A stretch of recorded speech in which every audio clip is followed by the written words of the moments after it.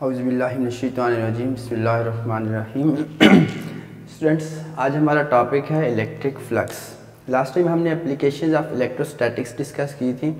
उसके अंदर हमने उससे पहले हमने चार्जेस की फील्ड्स के बारे में डिस्कस किया था कि नेगेटिव और पॉजिटिव चार्जेस की फील्ड्स किस तरह की होती हैं। फिर सेम चार्जेस जब हम एक दूसरे के नज़दीक लेकर आते हैं तो उसकी वजह से फील्ड कैसी बनती है, या अगर हम अपोजिट चार्जेस को नज़दीक लेकर आएँ या डिफरेंट डिस्ट्रीब्यूशंस को देख के हमने वहाँ पे इलेक्ट्रिक फील्ड पैटर्न्स ड्रा किए थे। अब हमने इलेक्ट्रिक फील्ड पैटर्न को जो हम लाइंस ड्रा करते हैं उन्हीं लाइंस को लेके हमने इलेक्ट्रिक फ्लक्स को डिस्कस करना है। फ्लक्स बेसिकली फिजिक्स के अंदर एक ऐसी टर्म है जिसमें हम किसी चीज़ के फ़्लो का नाम देते हैं। कोई भी चीज़ अगर फ़्लो कर रही है तो उसको हम लोग फ्लक्स का नाम देते हैं। Now it depends upon the quantity और टर्म के जो चीज़ फ़्लो कर रही है वो कौन सी physical quantity, either it is electric field lines हैं, मैग्नेटिक फील्ड लाइंस हैं, कोई फ्लूइड फ़्लो कर रहा है या कोई भी चीज़ फ़्लो करती है, कोई गैसियस शेप के अंदर है।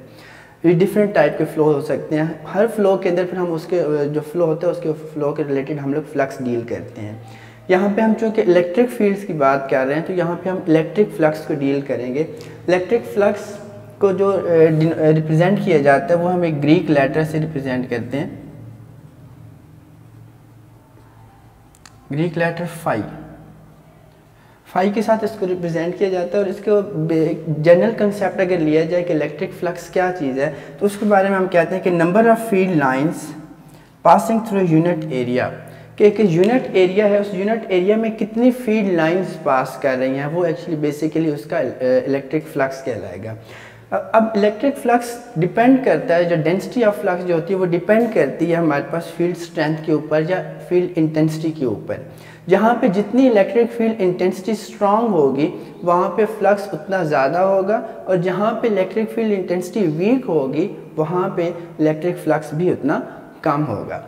लास्ट टाइम हमने डिस्कस किया था, देखा था कि जब फील्ड स्ट्रांग होती है तो वहाँ पे बेसिकली इलेक्ट्रिक फील्ड लाइन जो होती हैं वो आपस में एक दूसरे के क्लोज होती हैं, और जहाँ पे फील्ड स्ट्रेंथ वीक होती है, इलेक्ट्रिक फील्ड इंटेंसिटी वीक होती है, कम होती है, वहाँ पे लाइंस के दरमियान डिस्टेंस ज़्यादा होता है।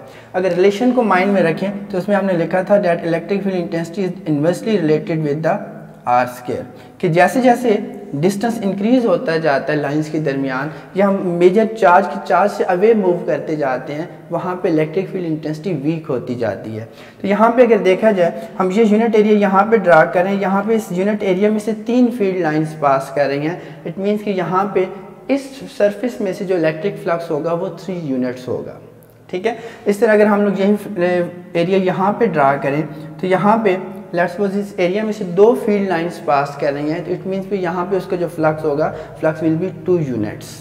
ठीक है, अब यहाँ पे हमने ये देखना है कि जो इलेक्ट्रिक फ्लक्स है ये इलेक्ट्रिक फ्लक्स मेजर किस तरह किया जाता है। अगर हम इसके क्वांटिटेटिव मेजर वैल्यू देना चाहें, क्वांटिटेटिव वैल्यू में अभी मैंने जैसे बताया कि यहाँ पे 3 फील्ड लाइंस पास कर रही हैं, यहाँ पे 2 फील्ड लाइंस पास कर रही हैं, तो क्वांटिटेटिवली अगर हमने फ्लक्स को एक्सप्लेन करना है तो हमने जस्ट एक यूनिट एरिया लेना है और उस यूनिट एरिया के अंदर से हमने number of field lines calculate कर लेनी है कि उसमें से कितनी फील्ड लाइंस हैं जो उस यूनिट एरिया में से पास कर रही हैं, वो यूनिट एरिया जिसको हमने उस इलेक्ट्रिक फील्ड लाइन के साथ परपेंडिकुलरली प्लेस किया गया है।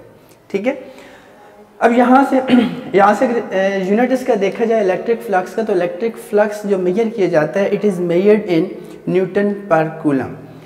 तो यहाँ पे अब हम डिफरेंट रीजन्स के अंदर शेप्स के अंदर हम एरियाज़ के सामने प्लेस करेंगे और प्लेस करके हम चेक करेंगे कि वहाँ पे फ्लक्स किस तरह वेरिएट करता है। फर्स्ट ऑफ ऑल हम लिखते हैं कि लेट्स सपोज हमारे पास एक इलेक्ट्रिक फील्ड है which is in horizontal direction. इसके सामने हमको एक एरिया प्लेस कर देते हैं whose area vector is A. Let's suppose the field strength of this electric field is E. बच्चे यहाँ पे आपने एक चीज़ माइंड में रखनी है कि हमने जो सामने सरफेस प्लेस की है उसका एरिया हमारे पास A है और उसका एरिया वेक्टर जो है वो A बार आ रहा है। कीप इन माइंड कि किसी भी सरफेस का जो एरिया वेक्टर होता है वो उस सरफेस के साथ नॉर्मल होता है, उस सरफेस के साथ राइट एंगल पे होता है।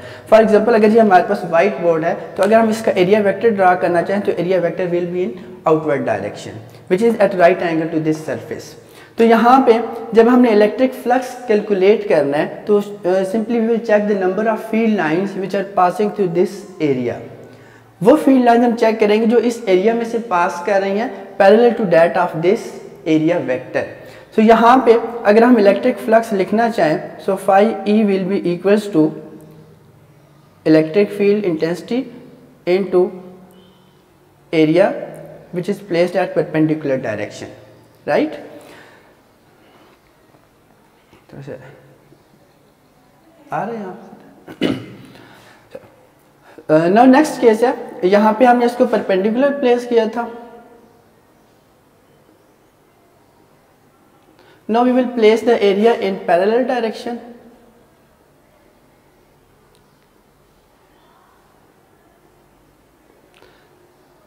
सेम एज दैट हमारे पास एक इलेक्ट्रिक फील्ड है whose field intensity or field strength is E. We have placed an area parallel to that of the electric field such that its area vector draws an angle of 90 degree with this electric field line. ये हमारे पास electric field intensity या line की direction है और ये upward जो direction हमने draw की ये एरिया वेक्टर है क्योंकि हमने सरफेस को यहाँ पे इस तरह हॉरिजॉन्टल प्लेस किया है। So it's area vector will be in upward direction. अब यहाँ पे चूँकि इलेक्ट्रिक फील्ड इंटेंसिटी और एरिया वेक्टर दोनों के दरमियान जो एंगल बना है दैट इज़ 90 डिग्री। सो यहाँ से अगर हम इसका फाई ई लिखें so it will be equals to E into area parallel. यहाँ पे हमने एरिया परपेंडिकुलर प्लेस किया था, यहाँ पे हमने एरिया पैरेलल प्लेस किया है। अब इन दोनों केसेस को हम थोड़ा सा रिलेटिवली डिस्कस करके चेक करते हैं कि किस केस में फ्लक्स मैक्सिमम आ रहा है और किस केस में फ्लक्स मिनिमम आ रहा है। यहाँ पे अगर देखा जाए जिस केस में इलेक्ट्रिक फील्ड इंटेंसिटी और एरिया वेक्टर दोनों पैरेलल आ रहे हैं वहाँ पे maximum number of field lines, अगर 4 लाइंस आ रही हैं तो all of this 4 lines are passing through this area. अगर वो चारों लाइंस इस एरिया में से पास कर रही हैं इट मीन कि इस केस में हमारे पास जो नंबर ऑफ फील्ड लाइंस है वो मैक्सिमम है। मैक्सिमम फील्ड लाइंस इस एरिया में से पास कर रही हैं इट मीन्स कि यहाँ पे हमारे पास जो फ्लक्स होगा वो फ्लक्स मैक्सिमम होगा। नाउ जब हम यहाँ पे बात करते हैं जिस केस में हमने एरिया को पैरेलल प्लेस किया है, अगर देखा जाए तो यही फील्ड लाइन इसके ऊपर से गुजर रही है और यहाँ पे फील्ड लाइन इसके नीचे से गुजर रही है but there is not a single field line which is passing through this area. So in this case यहाँ पे हमने क्लियरली डायग्राम से भी नज़र आ रहा है कि कोई भी ऐसी फील्ड लाइन नहीं है जो इस एरिया में से पास कर रही हो। That is why whenever electric field intensity and the area vector of the surface is perpendicular to each other, then the flux through that surface will be equals to 0 because there is not a single field line which is passing through this unit area. Now there is a third condition when we place area at some angle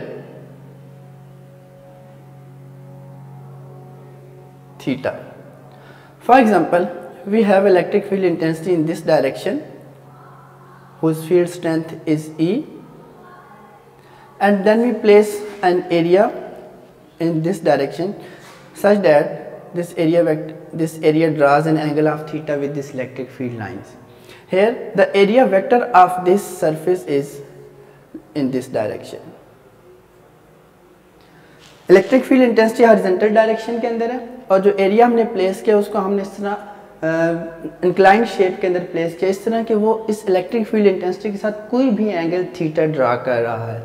अब यहाँ पे जब हमने इसका flux calculate करना है कि इस सरफेस में से कितना फ्लक्स पास कर रहा है तो उसके लिए यहाँ से डायरेक्टली तो हम कैलकुलेट नहीं कर सकते। हम अपनी आसानी के लिए क्या करते हैं कि यहाँ पे जो एरिया वेक्टर है since it is a vector and there is a availability that we can resolve the vector into its horizontal and vertical components.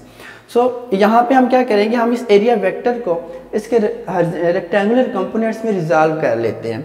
जब हम इसको रेक्टेंगुलर कंपोनेंट्स में रिजॉल्व करेंगे, this is our horizontal position जिसको हम लोग x axis या origin का नाम दे सकते हैं। सो कंपोनेंट्स में रिजॉल्व करने का रूल क्या होता है कि we have to draw a perpendicular from the head of a vector on its horizontal component. अगर हम यहाँ से एक परपेंडिकुलर ड्रा करें हेड ऑफ वेक्टर से on its horizontal component, perpendicular mean a line which makes an angle of theta with its horizontal axis.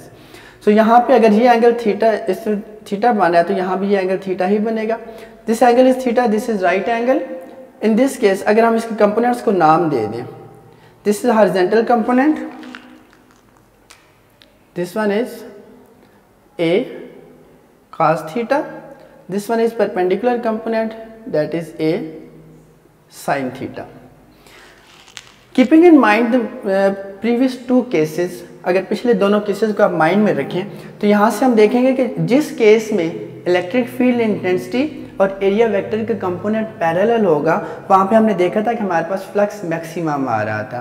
और उस case में, जिस केस में इलेक्ट्रिक फील्ड इंटेंसिटी और एरिया वेक्टर एक दूसरे के परपेंडिकुलर आ जाते हैं, वहाँ पे हमारे पास इलेक्ट्रिक फ्लक्स ज़ीरो हो जाता है। सो यहाँ पे अगर देखा जाए तो ये जो हॉरिजॉन्टल कंपोनेंट है, ये horizontal component electric field intensity के साथ पैरेलल आ रहा है। Electric intensity is in this direction and the horizontal component of area vector both are parallel to each other.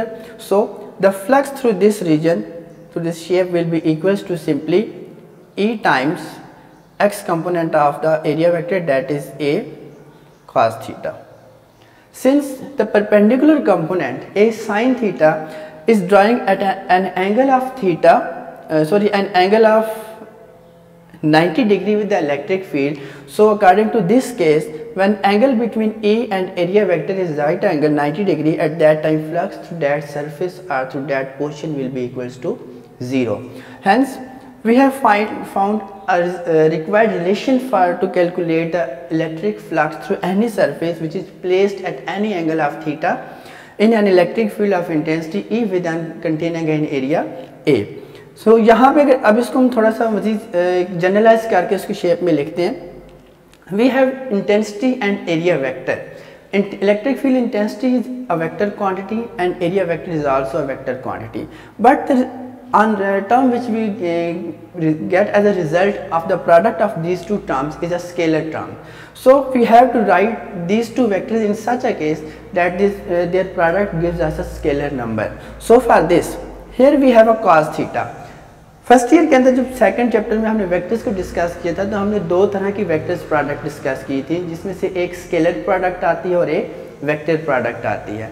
अगर हम दो वेक्टर्स को मल्टीप्लाई करें और आंसर के तौर पे एक स्केलर नंबर हमें मिल जाए तो उसको हम लोग स्केलर प्रोडक्ट का नाम देते हैं। यहाँ पे हमारे पास जो फाई ई वाली टर्म आ रही है, this is a scalar term. So अगर हम इसको वेक्टर प्रोडक्ट की फॉर्म में लिखें तो this will become E vector dot A vector. अगर डॉट प्रोडक्ट को हम एक्सपेंड करते हैं तो ऑब्वियसली उसी के अंदर हम लोग काज ऑफ थीटा इस्तेमाल करते हैं। तो यहाँ पे हमारे पास जो फाइनल रिजल्ट आएगा इलेक्ट्रिक फ्लक्स कैलकुलेट करने के लिए, that is phi E is equal to E dot A. यहाँ से अब हम एक इलेक्ट्रिक फ्लक्स का यूनिट भी कैलकुलेट कर सकते हैं, unit of phi. Since phi E is equals E dot A, we know that the unit of electric intensity is Newton per coulomb into the unit of area is meter square. So the unit for the electric flux will be Newton meter square into per coulomb.